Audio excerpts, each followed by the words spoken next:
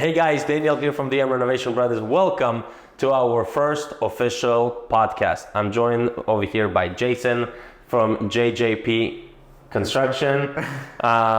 We are more than delighted. He is one of the largest LA developers with many years of vast experience in the construction world. We're going to be covering today all over the spectrum, from some information to the other people that are in our field, our tradesmen or other professionals in the world of constructions, and some nuggets and golden information to some of the homeowners who will be potentially watching this, who want to see a little bit the behind the scene into our world. Thank you so much for joining us today, my friend. Yeah, no, of course, my pleasure. Like you said, my name is Jason, JJP Construction. I built and done over 250 projects in Los Angeles.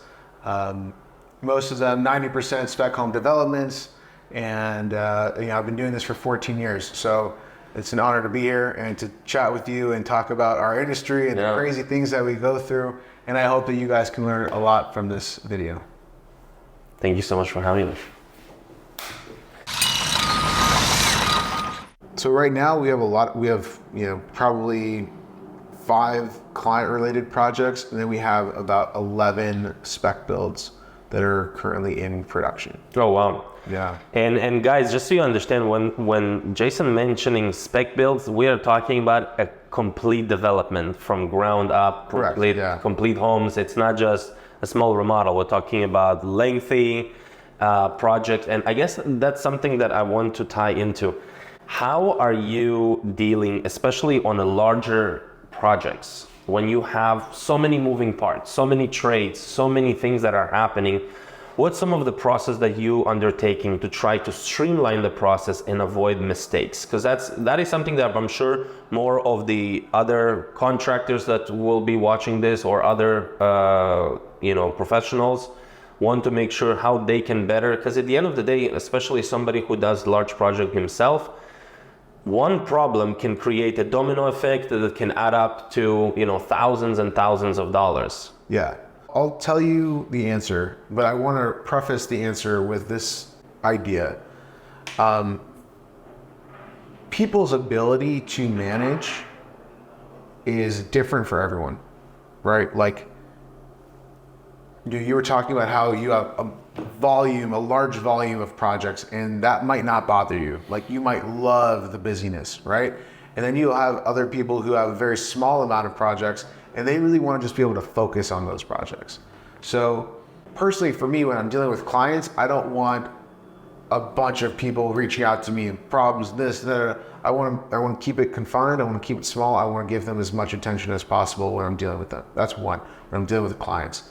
On the spec build, we were working with larger developers. When you first started, you kind of see it's a production-based system, right?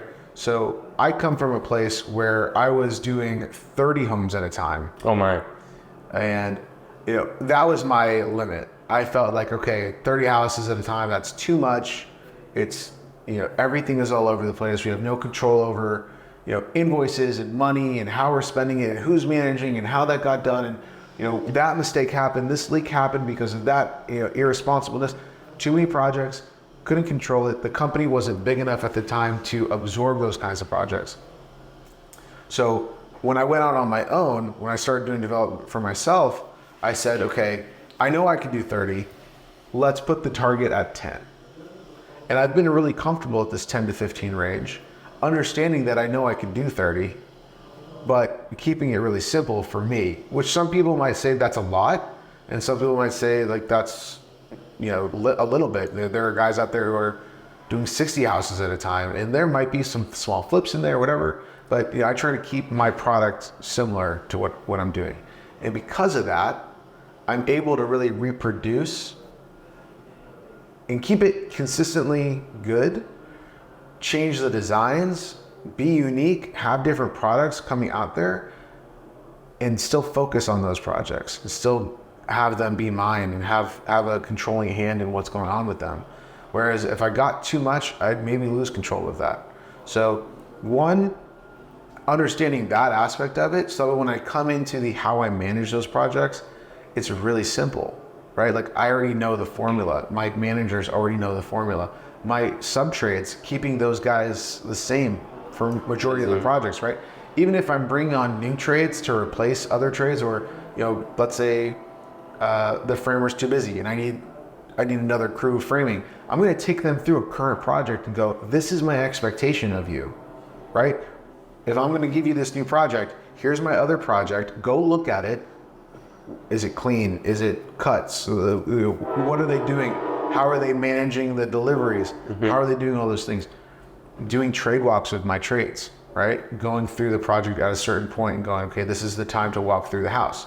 Walking through the house once, walking through the house a second time at a second period to make sure that nothing's been missed.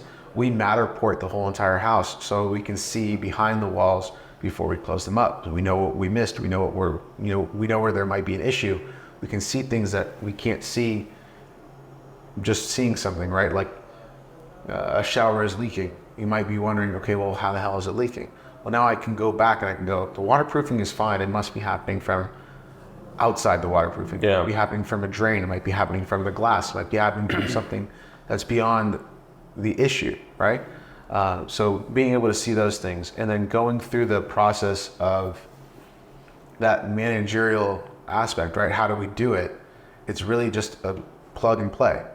I have to ask, one of the biggest thing, and then I personally experienced it as a contractor, and I don't know how you manage this, is that I have my guys, and unfortunately there is always in the industry what they call a guy rotation. So the trades that you work with a lot of the time, at least again, you give them a couple of jobs, they start off well, really strong. They start strong, and then as you give them more and more work or the volume increases, their output is decreases or the quality is decreases. And the question is, do you feel like it's a matter of more of their individual kind of like where they just feel relaxed, the thought of mind of, oh, I know I'm gonna have another job, another thing coming, or do you feel like it's the managerial that is lacking? Because for those who will be watching this, who are in our industry, I'm sure they're experiencing the same thing. It's a really simple answer. Just because you have knowledge of a trade doesn't mean you have knowledge of a business. Not everyone understands the importance of relationships, the importance of communication, the importance of follow through, the importance of a lot of these factors, right? Like this guy who's an electrician, who's a third-year apprentice, who's got this skill and knows he's got the skill and know he can get paid a certain dollar X per hour on a union job, will only do those jobs. If you called him and said, hey, can you go do this for $200? You go, it's gonna take me, 30 minutes. There's no way I'm gonna do that. Like, I'm not bothering with something. Like, where is that attitude coming from? It's coming from skill attitude, not business attitude, right? When you start with someone and they start really strong, first of all, probably their crew is small, right? Their overhead is attainable, and the jobs that you're giving them, they have their own internal process of how they're going to structure and handle that. And then all of a sudden, once you're scaling and they're trying to scale with you, most likely they're not in the same mindset you are. Most likely they're still at job 1 in their mindset. They're not at job 10 like you are. So they can't catch up. They're never going to, unless they internalize, oh, I see, I can stick around with Daniel for a long time, 10 years, 20 years, if I actually keep up with it, right? But a lot of the times, even in business partnerships and things of that nature, if the mindset's not equal, it's never going to currently last unless it's super simple, right? For example, if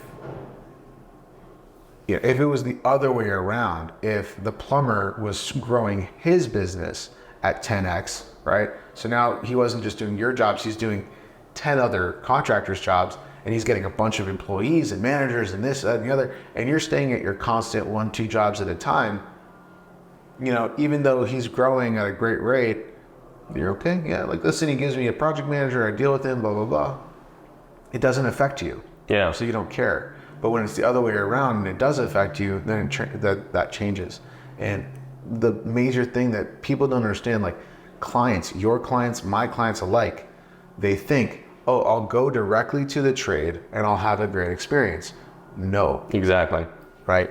Like you are dealing with all of the problems that this most likely not business savvy cabinet guy is giving you hurdles on. So I want to You're bridging the gap. I want to actually, that's a great point, because I want to make sure that our viewers get to understand that. It's a gold nugget.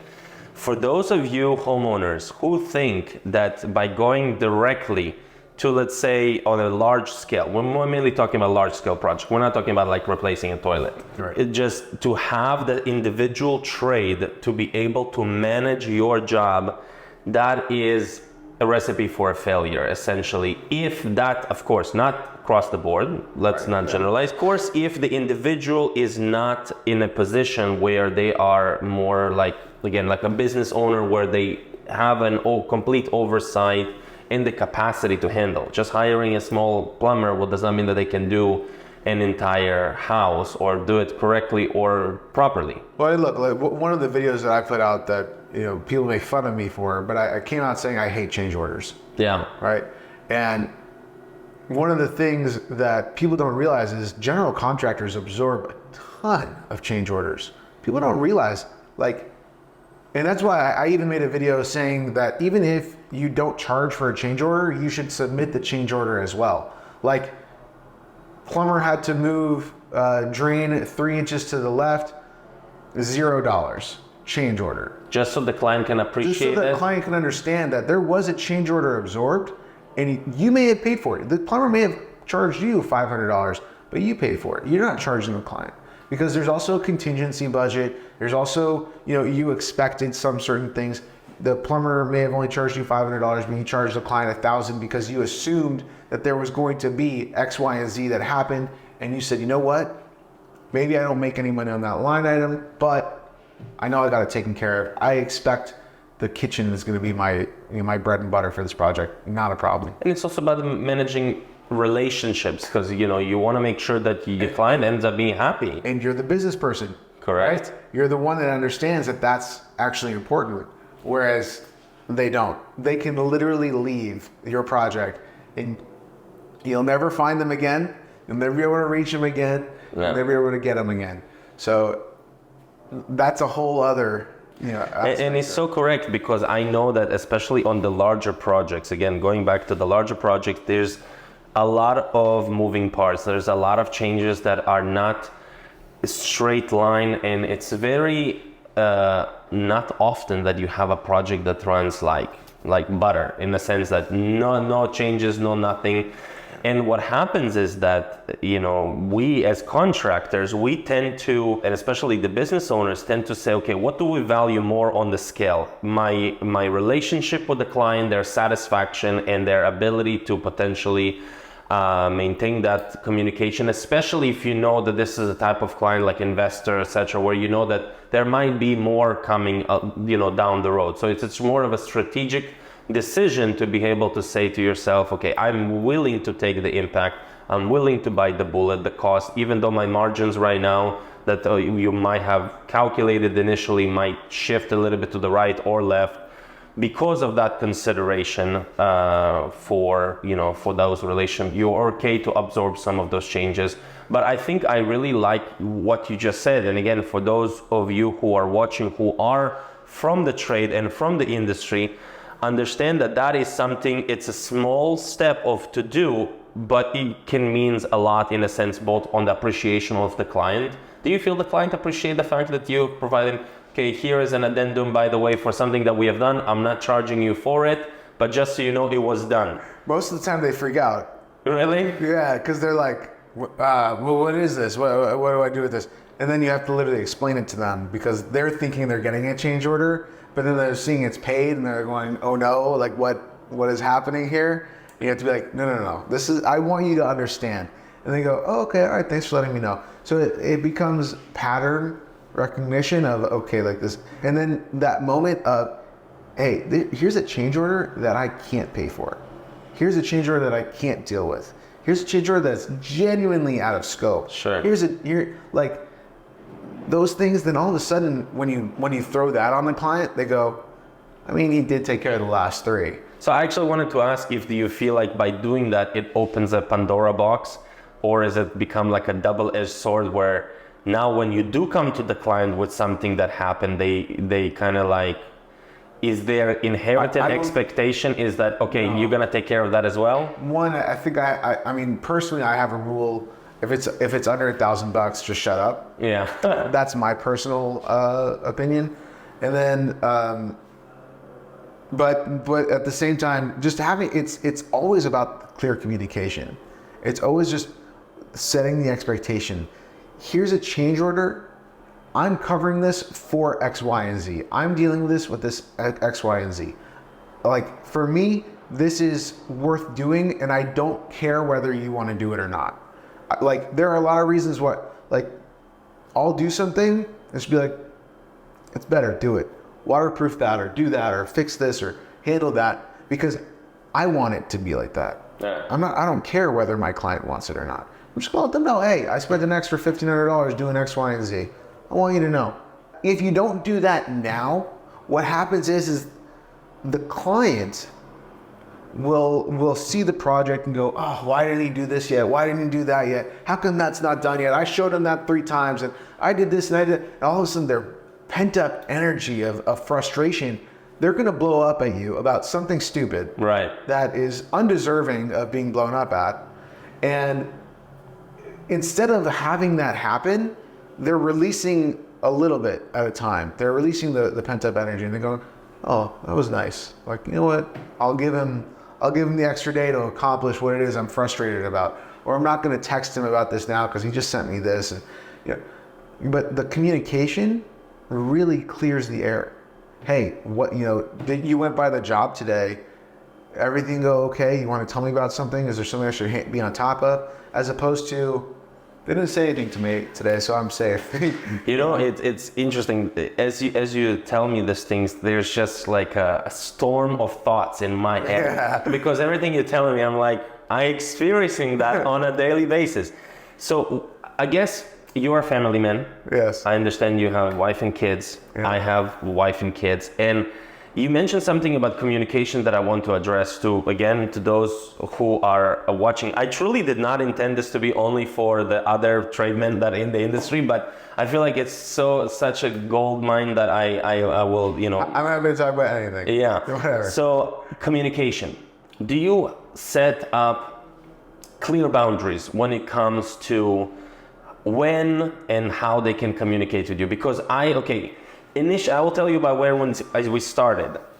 When you start in the business, you're always with the mindset, Answer. I need to be, Yes. They just text me, I need to answer. Yes. But then you realize that clients sometimes take that for granted in the sense that you completely blur that line of, you know, fine line between, you should have a normal personal life as well. You have wife and kids, they should devote time and attention.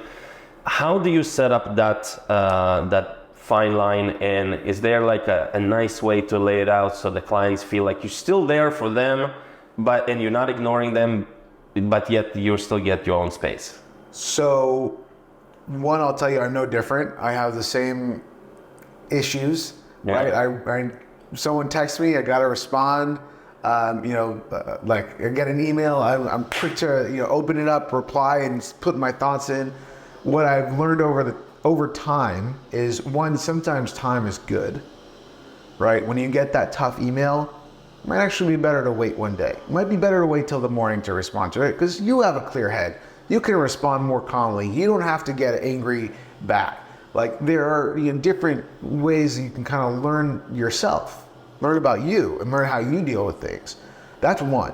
So I always tell people who are tough communicators who do not communicate well, which for me, it's like learning a love language.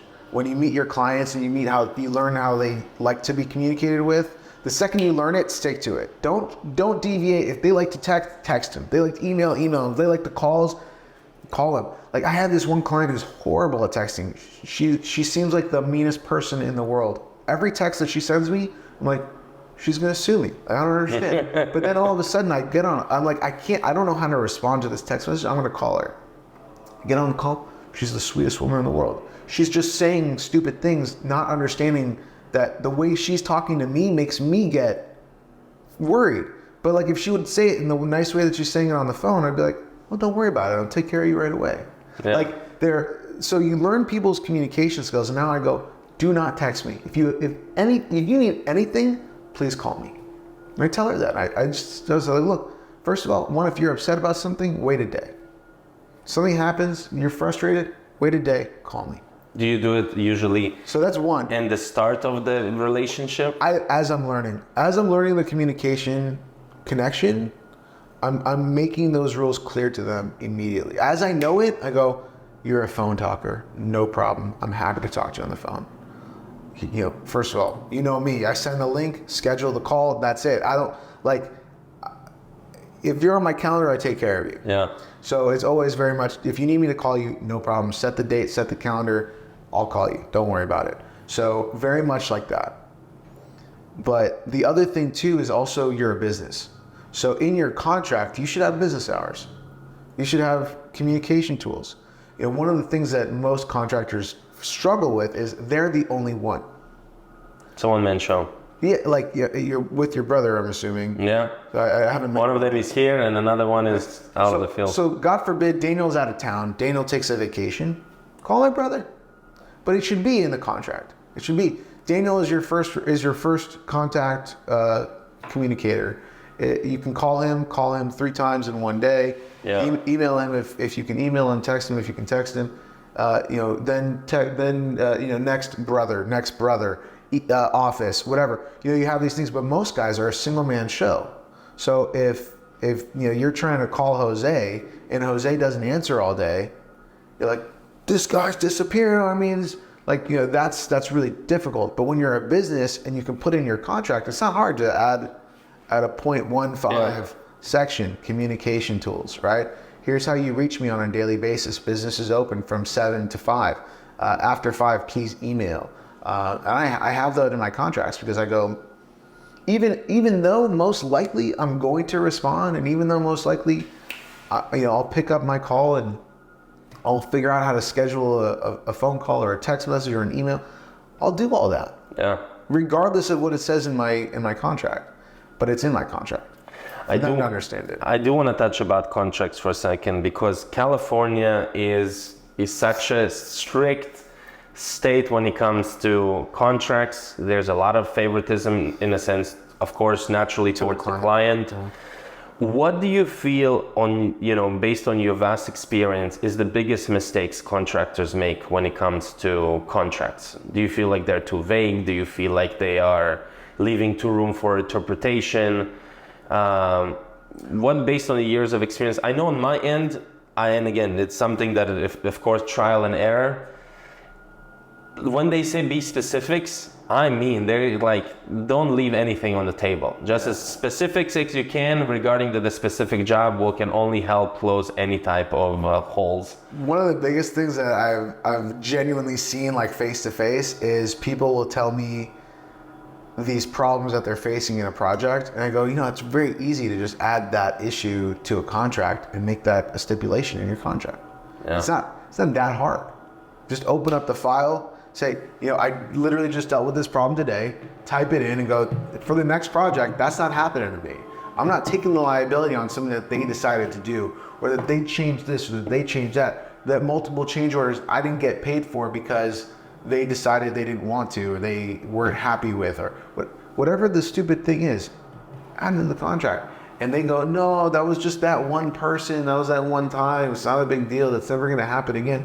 They go into the next project and guess what happens? Same thing again. So they are not, first of all, they're not up to date on their contracts. So they're using the same one over and over and over again. They're not updating them as needed. And 2, 90% of them don't even know what's in there. Because they're probably grabbing it from somebody. A template or something. They're using it, their AIA contract, they're using a sample from somebody. They paid a buddy to give them theirs, and that's been used since 2005. So they don't even know what's in there. They just know that it's something that should protect them to some degree. And for me, what I actually do is I have a contract that I put out. I put in as much as I possibly can, and then I say to the client, review it, take out what you don't like, add what you want to put in, not a problem, let's review it. And I basically just go through their revisions, and I just want to understand. When they cross out a line item, all I want to know is, why? You didn't like it.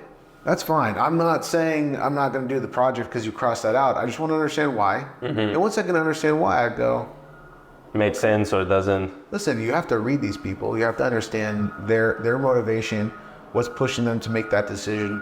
Why don't they like that? And then all of a sudden, you know what their hot topic is. Yeah. You know what they're worried about. You know what they're on the tippy toes on. And 9 times out of 10, it's usually, at least again, my experience is about another experience that they had, whether it's a bad one, and that's kind of where it derives those comments. All right, I want to shift a little bit gears to the sexy stuff, the stuff that I think we all are excited to hear. What we came here for. Well, yes, I wanted to know that the viewers who are not in the trade, who just look at us as professionals and want to soak as much knowledge as possible, I want to start by, first of all, the easy one. What is your favorite project? What is your favorite area of the house that you personally say that, you know what, this is the area I'm passionate about the most? I'll say this. I think there's many parts of a house that are super important. To say one is my favorite, I can't. But what I will say, the most overlooked part of a house that I feel is super important are actually the stairs. Interesting. 9 times out of 10, the stairs are closer to the front entry. And they're usually one of the first features that are seen in a home before they even get to the kitchen. It's not like you walk into the front door and the kitchen's to the right-hand side. 9 times out of 10, the kitchen and the family room are in the back of the house, because that's where the entertaining is. They want to be connected to the backyard. They want to have that space. So usually the stairs are before that to get up. Yeah. Right? So when people are walking into a home, the first thing they're seeing, truthfully, they might be seeing the living room, they might be seeing the dining room, they might be seeing the office door or the powder bathroom. You might be seeing some of these things, but not like they're going to see the stairs before they see the kitchen. They're going to see the stairs probably before they see the outside. They're going to see this. They're going to see the stairs. So for me, the stairs are actually a huge element to look at because it gives way more clues to what the rest of the house is going to look like than you normally think. Is it traditional? Is it modern? Is it farmhouse? Is it chic? Is it, Spanish? Whatever it is, you get a lot of clues out of the staircase that lead you to understand what you're going to see next. Yeah. So for me, stairs are super important. I think for me, as I mentioned, is definitely kitchens, especially also for this time of the year. I always say in one of my recent video, I call it the holiday rush. Okay. Is right before the holiday, everyone remembers that they want to remodel their kitchen to make sure that they can have ability to accommodate for the family, and to, of course, to make sure that they have something to show for. So kitchens, of course, are the heart of the house. Personally speaking, growing up cooking was a big aspect. We're a very big family, 5 siblings, 2 parents. It was the area that we all gathered together after a long day to kind of have what I call a family briefing. So kitchen's definitely mine. Another thing that I kind of put for you, we on our end in DM Renovation Brothers, we do a lot of remodels. Yes, we do flips. Yes, we do some very limited new construction. You are mainly on the new construction side.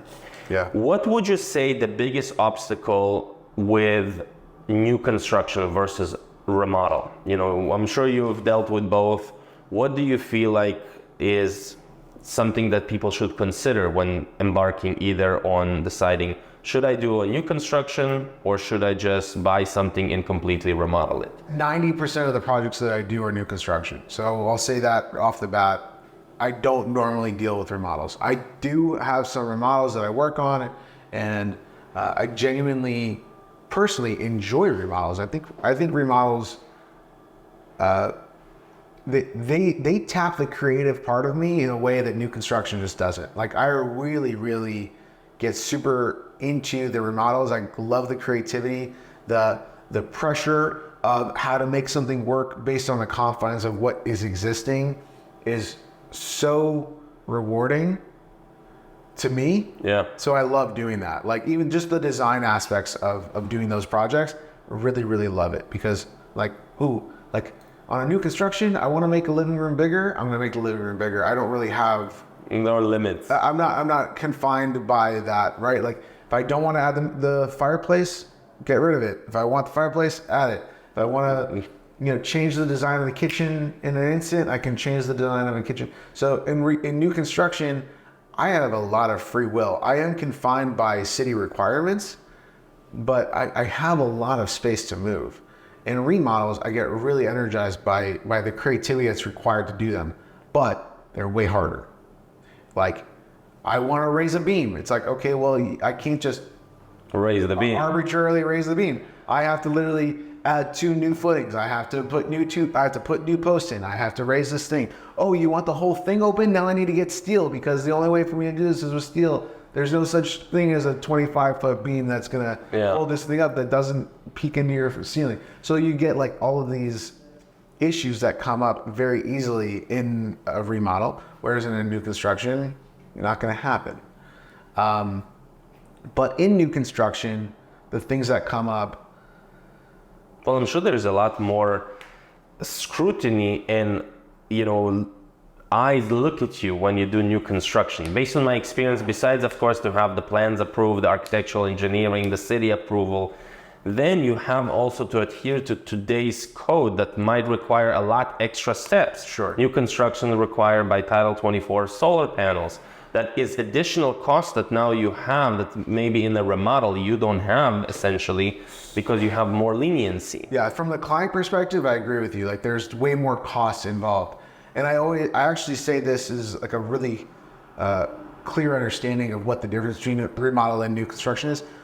You get way more per dollar on a new construction than you do on a remodel, for example. But new construction will always be more expensive. 100%. Okay? So new construction is more expensive. Remodels are usually cheaper, but the dollar per square foot is more valuable on the new construction than it is on the remodel. For example, $1 million remodel, you're not getting the same amount of things that you got on the new construction, $1 million new construction. They're both $1 million, but on a $1 million new construction home, you got, let's say, 3,200 square feet of home. It may not be stunning and beautiful. It may be, the average great home. Nothing to, post on Instagram about, but it does the job and it's very nice and cozy and you nailed every single thing you wanted from a new construction home. On the remodel of the $1 million remodel, you may have been stuck with the floor plan that you were given. Right. You're stuck with the 8-foot ceilings that you wanted 10-foot ceilings, and you're stuck with the small kitchen because you couldn't move that one spot that made the kitchen bigger, and you're confined to a lot of elements. And not everything is new. Your framing is existing. Your stucco remains the same, just painted. Like your roof structure is still the same, and maybe it's new shingles. Like you both spent $1 million, but this guy got a brand new home, and this guy got a really nice remodel. Absolutely. So the dollar went way further on the new construction project. Also, the requirements that you get on the new construction are elevated standards. The insulation, you can get away with certain different insulation on a remodel. On a new construction, it has to be potentially a higher rating depending on the house specs, etc. Now, I do want to ask you, we all have this tiny little thing, at least I know I do. And I'm curious to know if you have it the same thing, of what I call your own signature. It's something unique that you do, and maybe I should start because I feel like, all of our remodels that we do, for example, going back to the change orders not charging extra, essentially, in my contract, I can install regular light switches. But in every single one of my remodel or flips or new construction, etc., I make it a mission, because maybe I love it so much, to make the house as smart as possible. I like the integration between humanity and technology and try to implement that as part of the day-to-day life of a person, because I do believe it adds a comfort level, it adds convenience, it adds a factor of a wow at the end of the day. So that is my little, signature, I would say. It's a standard for me. I know I'm paying extra for it. I know it's more expensive than to just go and buy like $1, switch plate or something like this. But that is something that I'm adamant about. I want to be able to provide the client, especially the younger generation, the older generation don't appreciate it so much and don't care so much about it. And in the fact that many times when I do that, they actually ask me to actually put it back, the old school. But the younger generation absolutely loves it. The fact that they can control the whole house through just an app and the lights and the temperature and everything from just one hub. What would you say is something that is, if at all, unique to your style? Yeah. So I'll say, my average home right now is about $6 million. Okay. So it's, when you're dealing with the lower end products, everything that you add on seems like, oh, well, he did that. When you go to that next stage of, not like low millions, these are mid millions, it's kind of expected, right? It's, if you don't do that, what's wrong with you? Yeah. But in terms of signature, hard to say. I mean, for a long time, we thought about, would it be a special color that we use in our houses? Would it be a sign plate that we put in the concrete? Would it be, leaving a painting in the house that is strictly a painting that we, let's say I would buy 50 paintings and I put this painting in each home. I wasn't sure what my signature would be. And I'll be honest, I never really landed on something that I felt would be me enough to say, this is what I do for every single home. I put this in, because I put in everything. Everything that I could possibly think of putting into a home, I put it in. All of the care that I care about these projects, I put into them. Full installation, full smart home capabilities, the speakers, the tiles, the design, the aesthetic, the functionality is super important to me in my homes. So like every single home, I think my biggest characteristic on my houses is, truthfully, that every house is different. Yeah. I try very hard not to copy and paste. And even when I'm using an idea from one house, I'm trying to reshape it, rewrap it in different wrapping paper to make it look and feel different, make it have a different warmth, a different tone, a different aesthetic, a different style. Like, I kind of always want my jobs to be changing and be ever evolving. Not to be like, oh, like that house looks like something Jason would do, and that's why it's Jason's project. Like, for a long time, we were very Cape Cod centric. So it was like every house that went up that was Cape Cod, oh, that's probably Jason's project. That's probably Jason's project. It was like, we were doing 30 houses at a time. They probably weren't wrong. But at the same time, even when you're doing Cape Cod, you can be unique. Right? But it's harder, because you're dealing with the same overall ideas, layout, yeah. And you're just constantly changing the Rubik's Cube, to make it look a little different. The pattern is just slightly off, right? Instead of the red on the corner, it's the blue on the corner. It's like, okay, fine. But in terms of like my nail on the hammer, I don't know if I have a thing that a specific style. Yeah. So I want to, obviously, we are at the end of 2023, and we went through, I would say, like a crazy cycle in the last couple of years, from pre-pandemic, things being more or less steady, pandemic, things skyrocketed, and supply line was very expensive and also limited. What do you think what is our headwinds for 2024? Because I know that a lot of the people who are reaching out to us, one of the considerations that they are saying is that, hey, with a war that is going on, geopolitical environment, the elections are coming, there's a lot of uncertainty in the air. And so how are you handling that, and what do you think we're kind of having in mind when it comes to our world of construction that we love so much? That's such a loaded question. Forecasting what's going to happen is impossible. And because the mere idea of it being impossible makes you have to focus on today. Yeah. And that's the reality of it, right? We can speculate all we want. Oh, the elections are coming up. Rates need to come down to keep somebody in office, to do this, to do that, to make this make sense. It's all words that are equal sound. Sure. Because it means nothing. We're not the one, like you and I are not sitting on Capitol Hill making decisions. That is true. Okay, like we are not. We are just people. We get to vote when we get the opportunity, and that's it. Like that's it. That's as far as we get to go. Sure. So politically, we have no real pull. Okay, maybe I donate every now and again to a campaign, but like that's it. So, and the same thing goes for the people that we're talking to, the clients that are asking for our services. The same thing. Unless you're literally dealing with, a presidential election, elect person that needs a new kitchen, you're reaching out to the wrong guy. Call me. Okay. That's the reality, is that we're all regular people and we have no control over what tomorrow brings. So that reality just brings us into today. Does it work for you? If it doesn't work today, don't do it. If it does work today, do it. Because tomorrow can't change anything for you.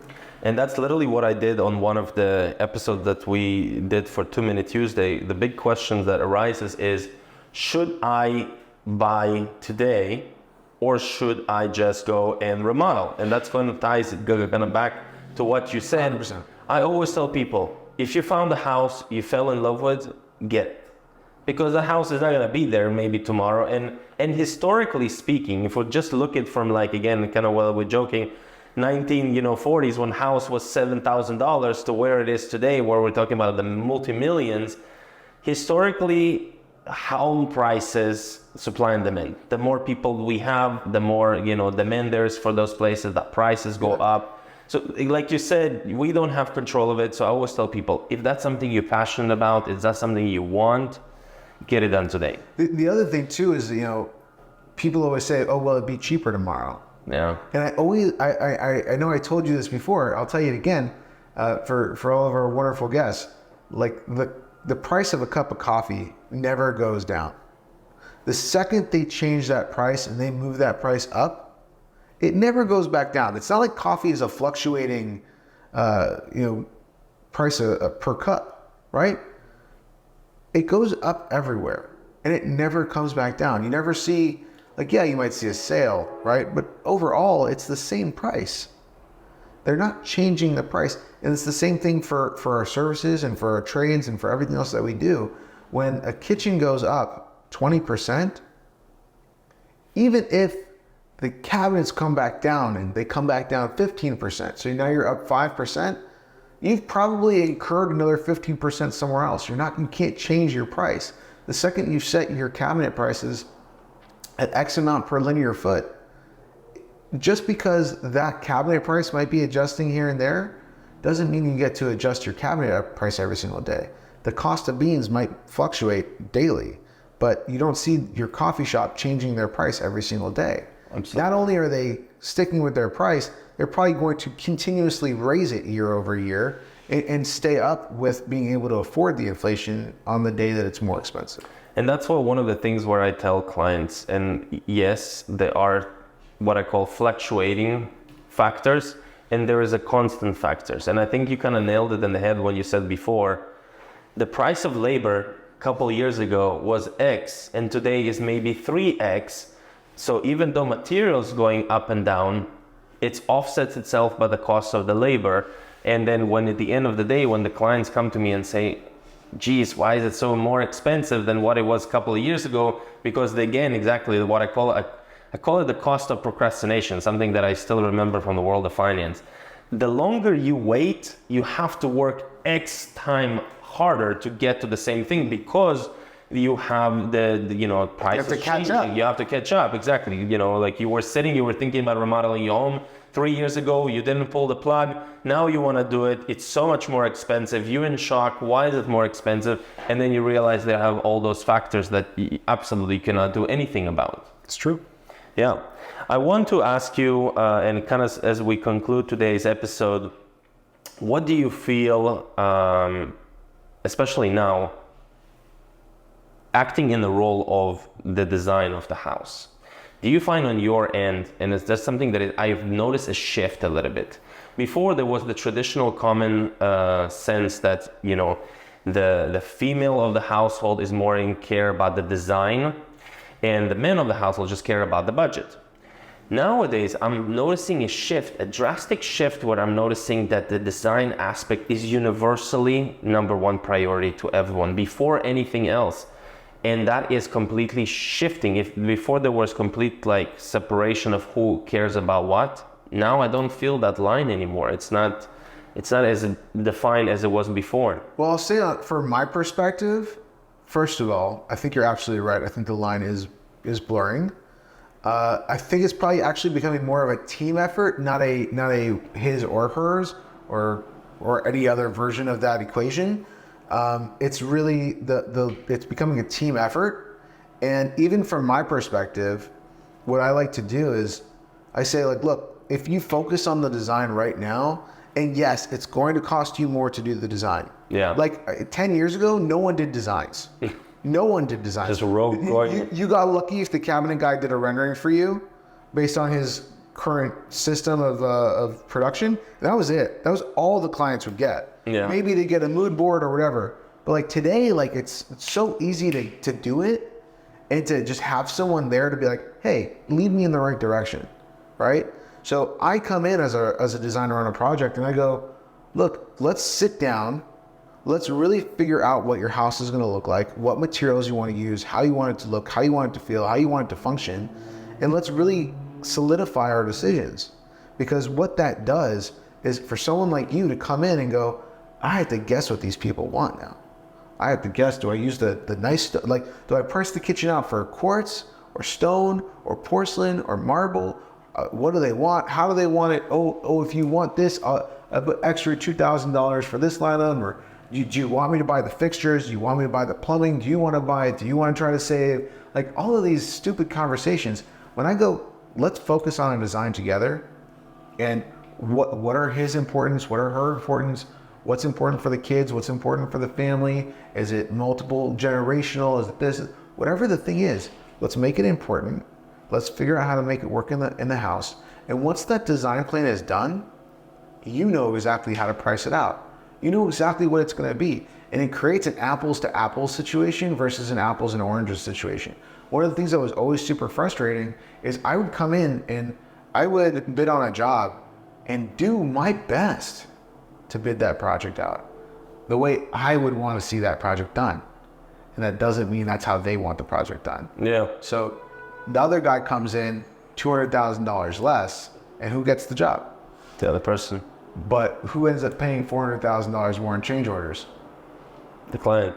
Because they had a vision that probably matched mine, but they liked his price better. But there was no indication of what that house was going to look like, of what I was providing for my dollars and what he was providing for his. So there was nothing for them to go off based except for price. Great, we know that they build new construction, let's go with them. They're doing it for $200,000 less. And they literally told me at the end of the project, we spent $200,000 more than you would have charged us.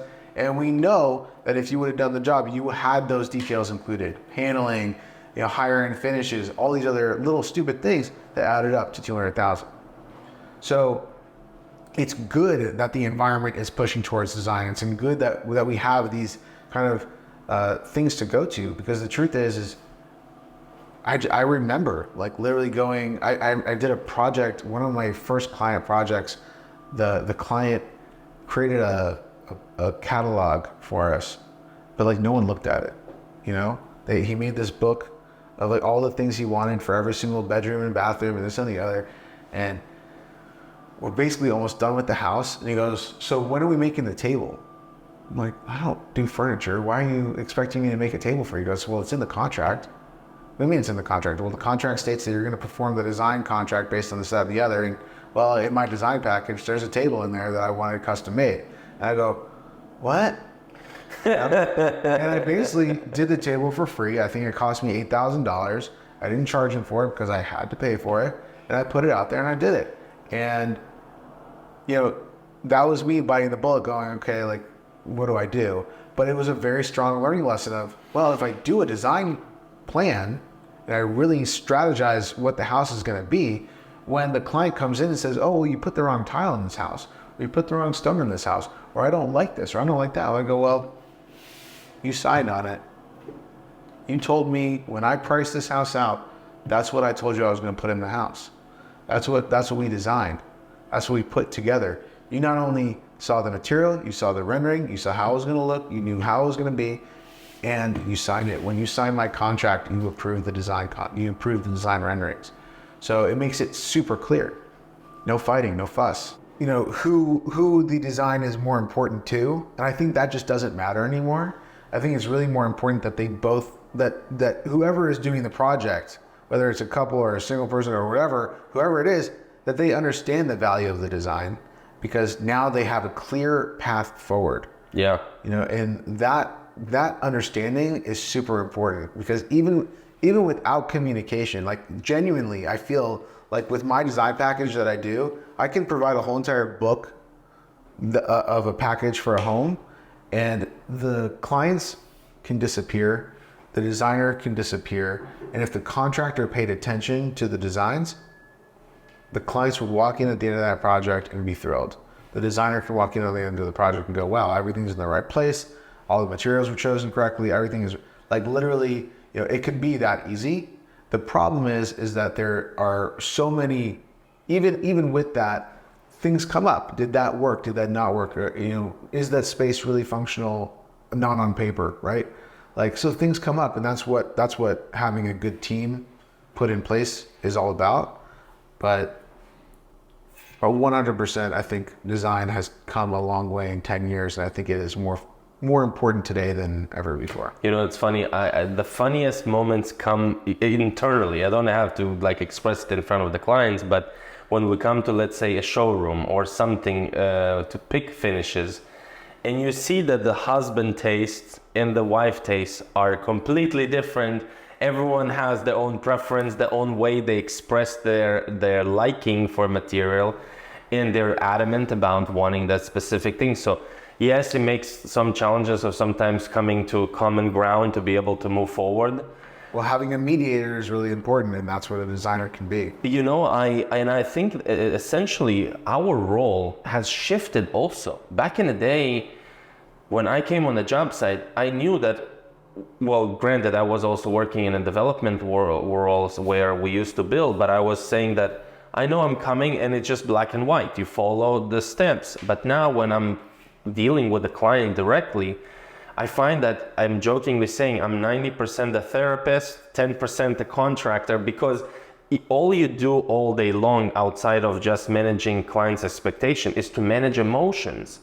And we're talking about large sums of money, and usually money is a trigger to emotional, and that is something, it's an art form that I feel like a lot of us, the other tradesmen and business owners that share with us the field can agree on, is the fact that you do so much more nowadays as part of a contractor, because again, so many lines got blurry, so many expectations are, you know, you manage expectation, you manage emotion. It's so different nowadays than what it used to be before. And you're basically choosing,